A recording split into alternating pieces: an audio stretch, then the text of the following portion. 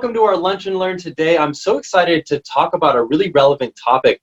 The topic is how to own your day, how to really make the most of our day. I mean, sometimes we go through life, sometimes we go through our days, sometimes we go through work, and we're just kind of letting it hit us, and we're not necessarily intentional about, are we making the most out of this day? I mean, I know it may sound cliche to say, hey, live every day like as if it's your last, but I think sometimes we don't actually even think it to ourselves, are we living this day like as if it's the most productive way of ourselves? Are we living our life to the fullest? Are we doing the things that we're doing or that we need to do to put ourselves in the best position to thrive and succeed? Or are we kind of just like letting days accumulate for eventually something that might or might not happen? We've got a great guest speaker here today. His name's Ben Stein. Ben is the founder of Purpose Up. He's a leadership coach. Ben helps professionals and leaders adopt healthy habits that help leaders sustainably improve and substantially improve their performance. Ben, thanks for being here today. Garrett, it is my honor and pleasure to be here, and I'm super excited to have a fun interchange with you guys and talk about how people can really level up owning their days so they can have better weeks, months, and enjoy being more. Let's talk about that for a sec. What does it mean to own our day? What does it mean to do it? How can we go about owning our day? Or really, how can we know when we're not owning our day? So I think a good place to start is to check in with ourselves and ask ourselves a question: where is my vibrational energy right now? Is it low? Is it medium? Is it high?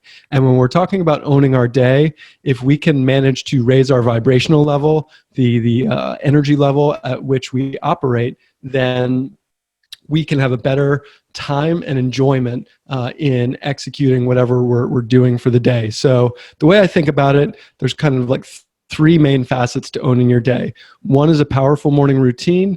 Two is a journaling routine to center you. And finally, three is maximizing flow and deep work throughout your day. So that's kind of how I would talk about it at a very high level. What do you mean by vibrations? I think that's a really fascinating term. I don't know if everybody's well aware of what their vibration is. I think I intuitively, when I hear that word, I hear, am I on today or am I off today? Am I waking up, pep in my step, ready to rock, good to go? Am I hitting it all hard on all cylinders, or am I not? And sometimes I feel like it's up to happenstance. Sometimes I feel like I can get myself into that state of mind. But is that where you're going at when you say vibrations?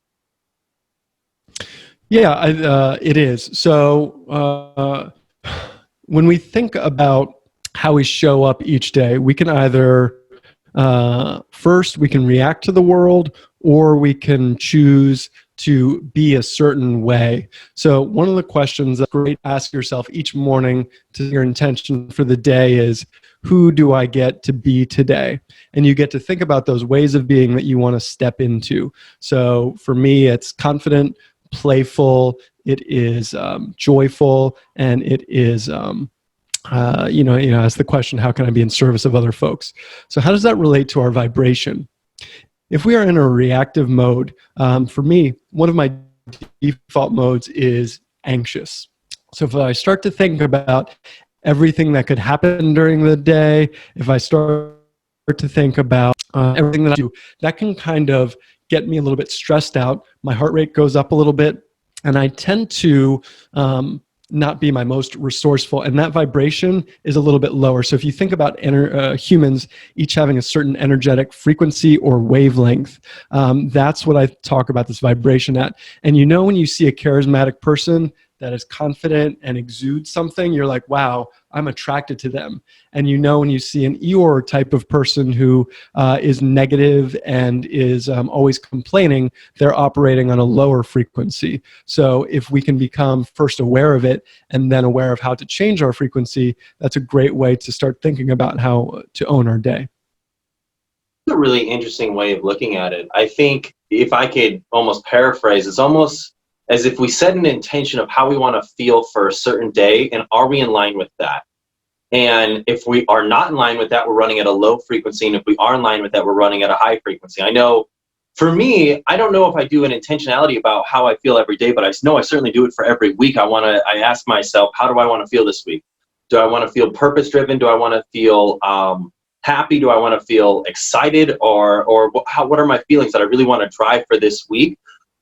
It's almost like taking a conscious daily audit of, am I actually feeling this or am I not feeling this? And if I'm not feeling this, how can I go about getting my vibration on the right level? 100%. So yeah, by simply asking a question, who do I get to be today?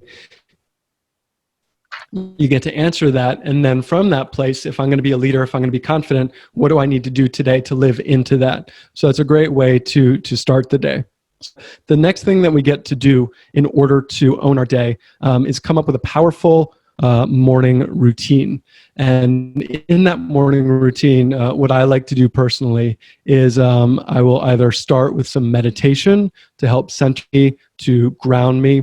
And then I'll do some, like I did this morning, some Wim Hof breathing. That is a great way. Breath work is a great way to raise your vibration as well. It gets your parasympathetic system relaxed. And then, from there, physical movement to just energize your body. And I think that's for me, that trifecta gets me feeling lit up in the morning.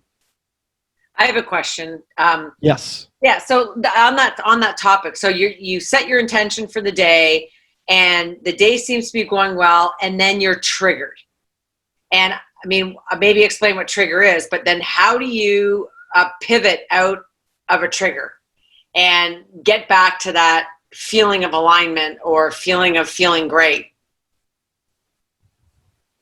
Sure. It's a great question. So, and it's kind of like owning our reaction is part of owning the day, to kind of keep with the theme there. First, what I like to start with is realizing that we all have an operating system. For many of us, that operating system was, a lot of that was coded in our childhood. So especially when we're talking about triggers, that can be something that sets off something personal that harkens back to something that we're not even aware of, right? So first, doing the work in terms of understanding what can trigger you, how to be aware of it, and then how to quickly pivot from it is great work to do that allows us all to be better leaders. And that is great to do with in leadership training, with a coach, etc. But to answer your question, it's kind of like there's 3 stages in the jujitsu of being able to control how you react to things. The first is after the fact. The second is like during. It's like, gosh, I'm messing up right now. And then the next is like realizing that you're about off the handle and catch yourself. So I think meditation, one, is great because it lengthens the space between stimulus and response. And that's ultimately you want to do to choose something normal. And let's say you already have done something that you're not proud of. It is quickly identifying that feeling in your body, A, the trigger, B, the reaction, and then saying, okay, how can I fix this as quickly as possible? Whether it's cleaning up a mess, whether it's talking with someone, or whether it's just getting back control of your physiology. And that could be breath work, that could be a walk, if it makes sense. Mm-hmm. That's really fascinating. I think that's a really good point that you bring up, Tori. There's a lot of things that come to mind. I think one, Ben talked about morning routines, which I think are really powerful. I've never heard of the Wim Hof breath. I think I have heard of it, but I don't actually know what that means. And I think for a lot of people watching this, they might think to themselves like, oh, a morning routine, is it really that impactful? I guess, do you have any stats or data on just the power of getting into that routine and how that can positively impact someone's performance? I know, I just can think of just from Atomic Habits, there's a lot of power in just having something consistent every day. And I know from my own personal experience, once I started setting up a morning routine of just like a little bit of exercise and a little bit of meditation, not like a huge thing, but like, 5 minutes of, or just a little bit of something every single day, made a huge impact on not only my feelings about it over time, whether that be in shape or feeling calm or feeling excited about my work or just feeling excited for the day itself, almost like the day was incomplete if I hadn't hit my morning routine. But I'd love to learn, do you have any data on just the power of routines, getting into them every morning? I wish I did have some stats off the top of my head, but if you look at someone like a Tim Ferriss or a James Clear for that matter, they break down, what does success look like for top performers out there. And, one of the themes that I know Tim Ferriss talks about a lot is you see meditation across the board with a lot of really successful folks. So, that is anecdotal, but what I consider good data. I can also speak to my own personal experience. I've been able to change my anxiety default into one that is more calm and able to go with the flow. And I'm glad that you mentioned James Clear and starting small, because I've been working on stacking my morning routine for a while and stacking habits. And if all of this is a little bit intimidating, starting small with 5 minutes of meditation with like the Calm app, for example, is a great place to start. And you want to give yourself small wins when you're starting with those small habits. So don't feel like you have to boil the ocean overnight, if that makes sense. Can we talk about meditation for a minute? Because there's so many different advice on how to meditate. I mean, I initially thought that meditation was in a room with the door closed, with my legs crossed in the yoga position. And then someone had said, no, you can do walking meditation, or meditation is like, what is meditation exactly? And are there different kinds or ways of meditating? So the answer is yes. Okay. And when I'm talking about meditation, I am speaking about the type where you do sit down, you try and minimize external stimulus, closing your eyes and breathing. And there's lots of different ways that you can do that. And like you said, there's lots of activities that can be meditative, but like a walking meditation, and this kind of dovetails into another topic, which is flow, where we can almost in a meditative state, really wrapped up in an activity. But for the sake of this discussion, I consider meditation something where you do sit down, you do consciously slow down your breathing, and within that, for example, I listen to guided meditation sometimes. I'm a big fan of Joe Dispenza. Sometimes he takes that guided meditation into visualization, which I find very powerful. Some you can use mantra meditation, and that's what transcendental meditation is based on. Sometimes people just focus on their breathing. And the idea is you never really are going to get rid of your thoughts, but you try and like lengthen the time frame between your thoughts. And that's kind of like the rep, is coming back to your breath or whatever you're staying present on, and not beating yourself up for having a thought. Our brain is an involuntary organ like our heart is. So a lot of things I talk about with beginner meditators is to just have that self-compassion and don't think you're trying to go for a blank slate of a mind, because that's unrealistic. This is really fascinating. I think all these topics of getting a morning routine, or getting into meditation, or identifying when you've got triggers and how to overcome them, I think they're really valuable. But I would imagine there are a lot of people that are watching this and they're thinking to themselves like, that's for other people. That's not necessarily for me. I can do all these other different things. I don't actually need this sort of stuff. I think let's talk about the cost of not doing this. Let's talk about the cost of multitasking. Let's talk about the cost of being stressed out and how that impacts your team and your performance. I guess let's talk a little bit about deep work, and when we are in deep work versus when we're not in deep work. And by deep work, I just mean being in flow when you're deeply focused on a task at hand, and what potentially takes us out of getting into that deep work, and how it impacts the people that we surround ourselves with and that we work with. Sure. No, I think it's a good question. And to kind of bridge that gap between the morning routine and structuring our days to own it, flow, and deep work, I want you to just kind of imagine yourself, or imagine a coworker who is very frazzled, and you walk into that energy field and these things are going wrong and they've got so many things to do and they're overwhelmed, and that, you almost want to like stay back from that person and be like, take some deep breaths and get your stuff together. Conversely, and start to focus when you're in that state. And we've all been there. We've all been overwhelmed.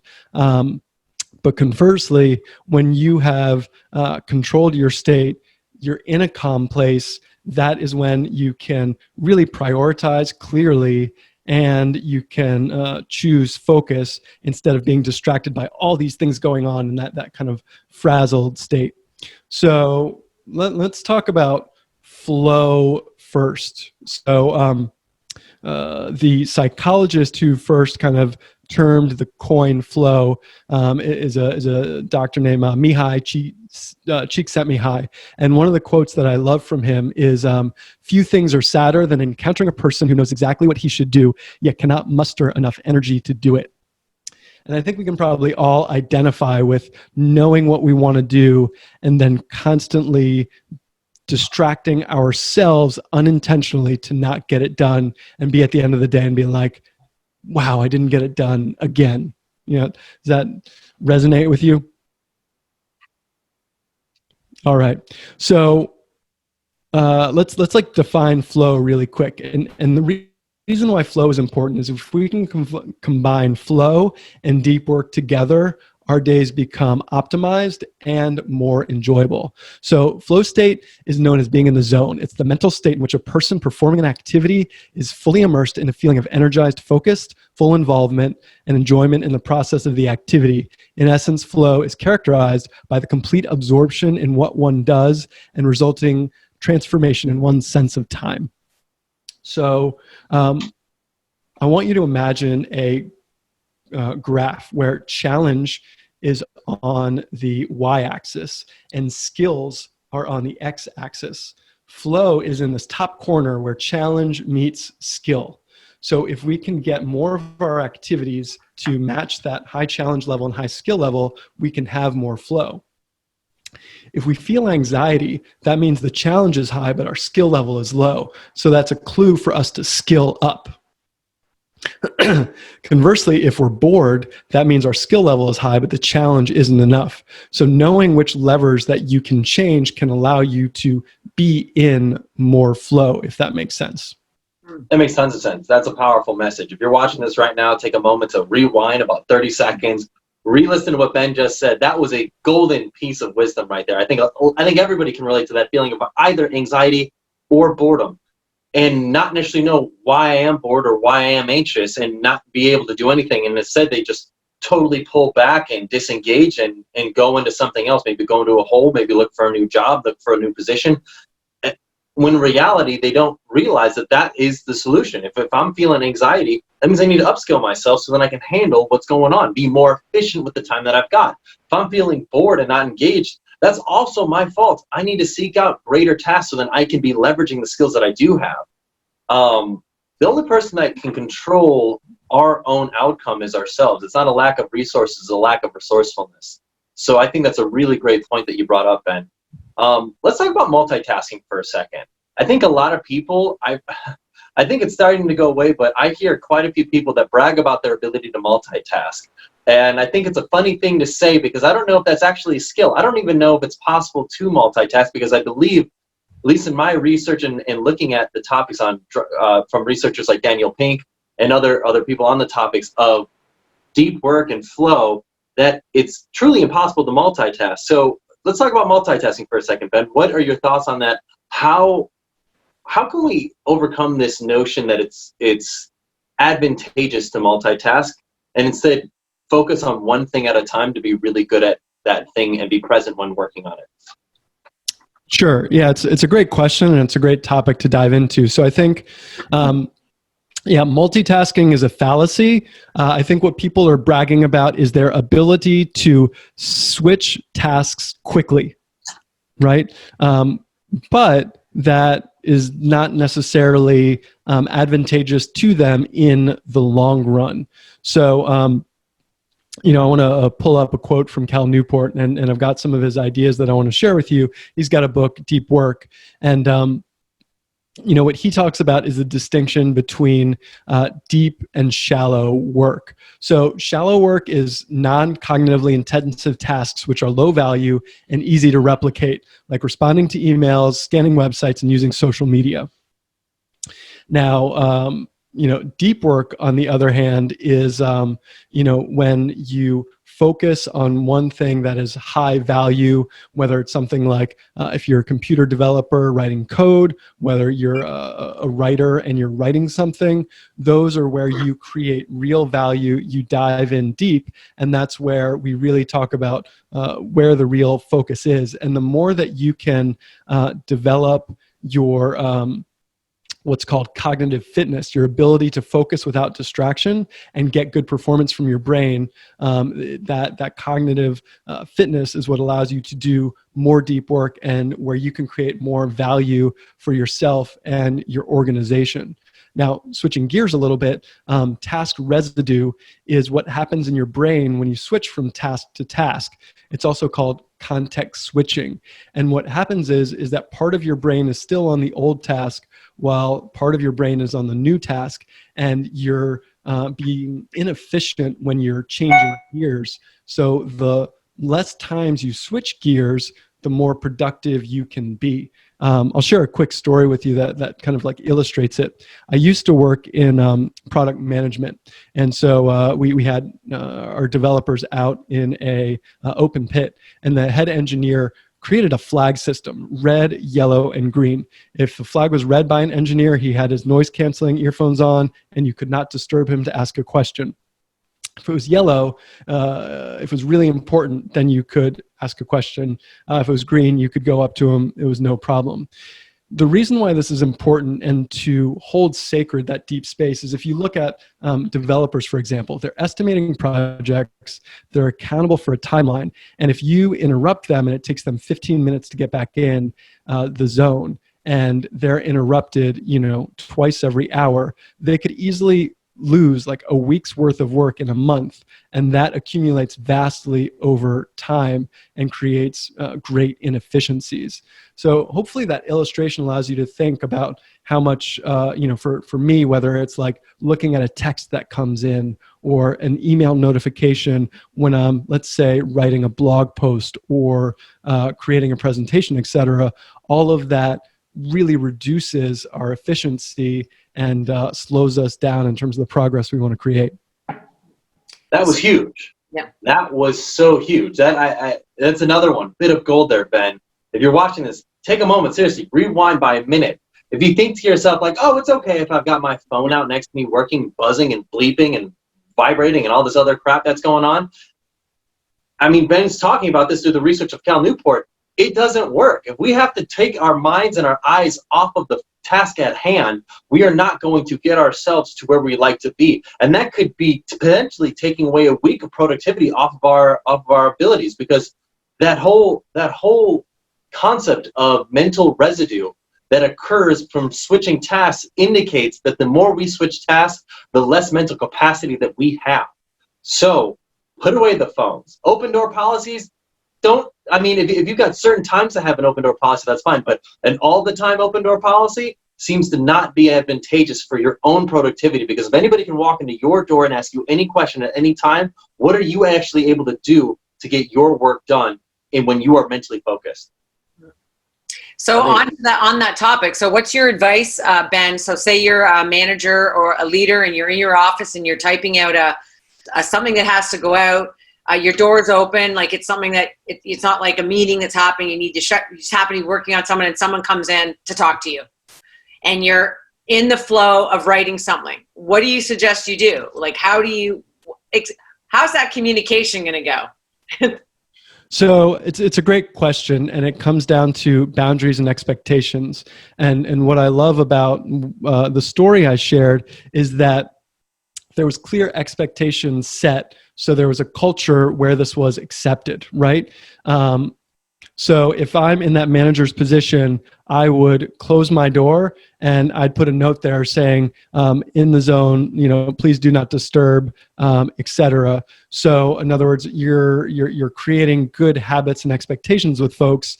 And if it's a new type of policy that you're trying to implement, making expectations clear across different departments and your different teammates that this is what we're trying to foster. This is why, so people get it and try to develop those new habits. But I think a lot of people worry about coming across like a jerk, but if you can put a barrier up and not put that on yourself and not take you out to explain that in the time, then you're ahead of the game.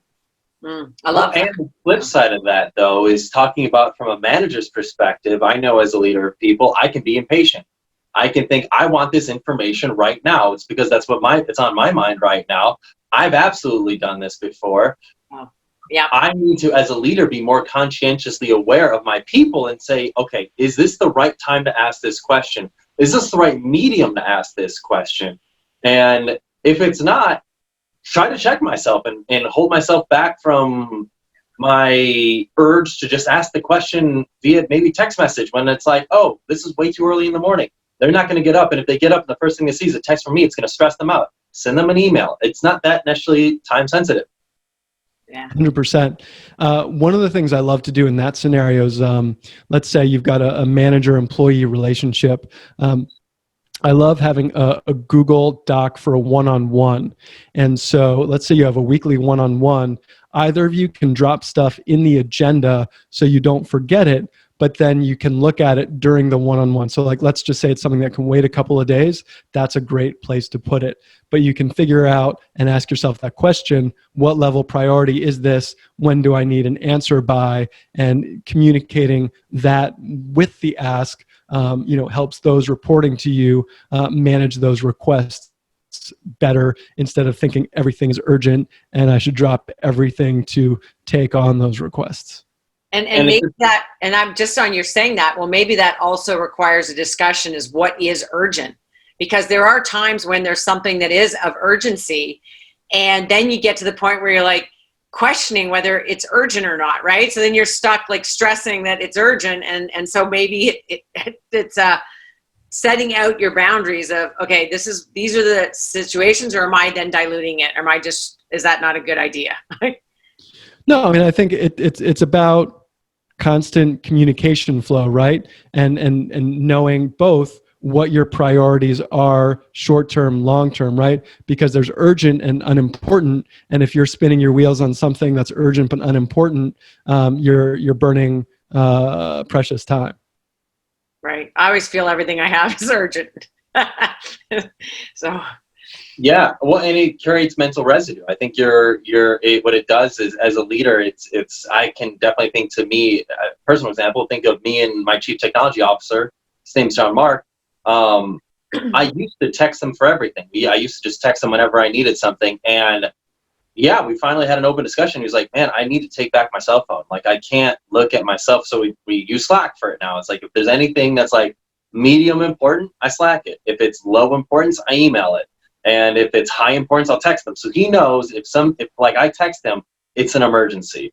But yeah, before that, I was like the boy who cried wolf. I kept, texting him for everything. And he was just like, man, it's so stressful looking at my phone. If I see all these text messages from you, I don't want to see that. So it was great for me to get that kind of guidance. And ultimately, I think as a lot of leaders, we might think to ourselves, are all the things urgent? I know I personally realized most things are not fully urgent. I'd rather let my people that I'm working with, empower them to do the things that they're working on, because that's going to be most effective for their time. 100%. And notifications take us away from what we're doing. And I wanted to touch briefly on the Social Dilemma documentary that's out on Netflix. I recommend it to everybody. But one of the points that it drives home is that the best engineering minds in the world are spending their energy trying to figure out ways to take us from what we're doing into their world, to spend time and attention there. And I know in the past 10 years, my cognitive fitness has declined because of my mobile addiction. And so what we get to do is we get to kind of take back ownership, knowing that they're hijacking our monkey minds. So therefore, we get to kind of take the power back where we can, whether it's putting our phone on airplane mode at certain times, whether it's keeping it out of the room, because that's like what's going to actually be effective. But I know for me, I am working on actually lengthening the time I can read and focus on a book, because my ability to do that has decreased over time. So like our physical fitness, we get to own our cognitive fitness as well. And I think that's an important thing for people to be aware of. Wow, I love that. Owning our cognitive fitness. That is amazing. I saw The Social Dilemma. Scary. You're right. It's like their job is to pull us away, to distract us and get them there, give them our attention. But yeah, I love it. Cognitive exercising. Love it. Awesome. Ben, this has been an awesome lunch and learn. I've really enjoyed what you've had to share with us and our audience. I feel like this is really on point and relevant to a lot of people's worlds and a lot of people's perspectives. How can our audience learn more about you and your work? Yeah, Garrett, it's been my pleasure, and Tori, thank you guys for having me. It's been a lot of fun. So I've got a podcast, Purpose Up Podcast. You can find it with Ben Stein. You can find it where podcasts are, purposeup.com. And if you guys want a free gift, I've got a Get More Purposeful toolkit where you can go to purposeup.com/free gift. But really appreciate the time and space to talk about these important ideas. And if you guys want to chat with me about any of these, open invitation, purposeup.com/call. Perfect. Ben, this has been great. Thanks for being here. Tori, thanks for being my co-host. I hope you all have a wonderful rest of your day and enjoy seeing you at our next Lunch and Learn. See you, everybody. Bye.